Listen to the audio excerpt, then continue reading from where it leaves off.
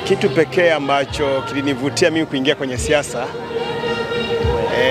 wakati wa Dr. Hayati John Pombe Magufuli, kwa wakati huo wengi wanasema, na umeuliza umri ulikuwa mdogo na ni nini kilichonivutia. Kama nilivyo sema mara nyingi, mimi nilimuona Magufuli kama role model, kuanzia kwenye masomo na mpaka kwenye kila alilokuwa anafanya na matendo yake kwa sababu nilikuwa namfahamu.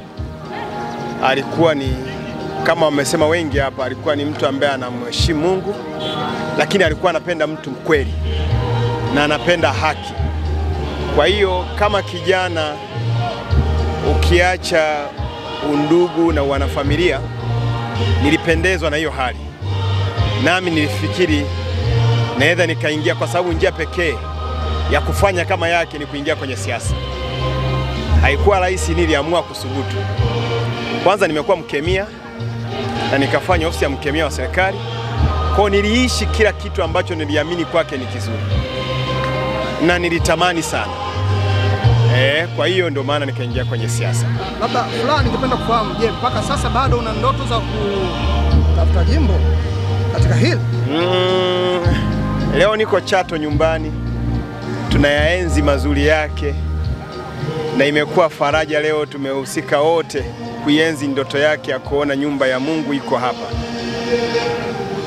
Masuala ya siasa tayari nimo ndani ya siasa, kwa sababu mimi ni mjumbe wa mkutano mkuu wa taifa baada ya kukoswa ubunge, baada ya kuheshimu vikao vya halmashauri kuu ya chama taifa, na mwisho wa siku aliyopendekezwa Dr. Josephat Gwajima.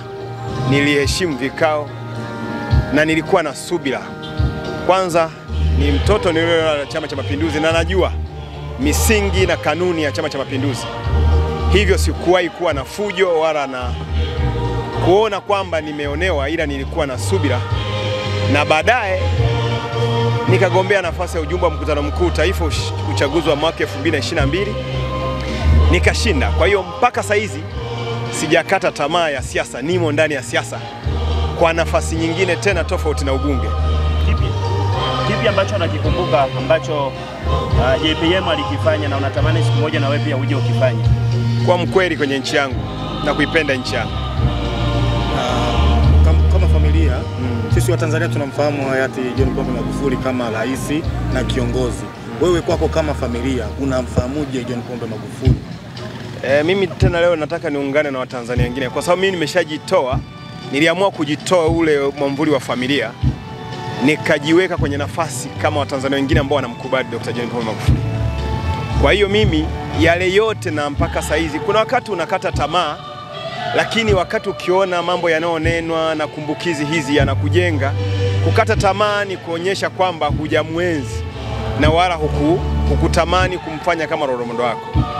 Kwa hiyo kama Mtanzania mwingine na kama mzaliwa na mwanafamilia, mambo mengi sana na sisi sote ni mashahidi aliyofanya.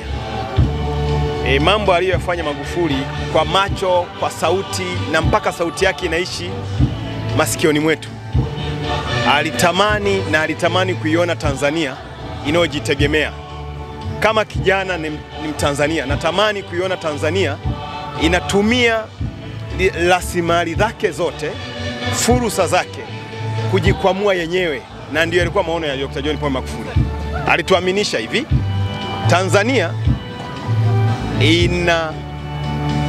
ina almasi, ina dhahabu, ina kila kitu. Kwa Tanzania kwa kutumia rasilimali zake inaweza ikajiendesha bila kutegemea misaada yoyote. Na aliamini tukisimama Watanzania kwa umoja wetu, tunaweza tukafanya mapinduzi makubwa na nchi yetu ikapiga hatua na kila Mtanzania akanufaika na rasilimali zilizopo. Kwa maana yake, nachokiamini na kukikumbuka, na naamini Dr. Samia Suluhu Hassan kama yaliyosemwa hapa leo na mgeni rasmi aliyekuwa anamwakilisha, kwamba kwa sababu kocha mkuu anapokuwepo na kocha msaidizi, mara nyingi mbinu za kocha mkuu sidhani kocha msaidizi anakuwa sijui, lakini anachoongeza ni namna pekee au anaona yale mapungufu kidogo ya kocha mkuu na aboreshe wapi.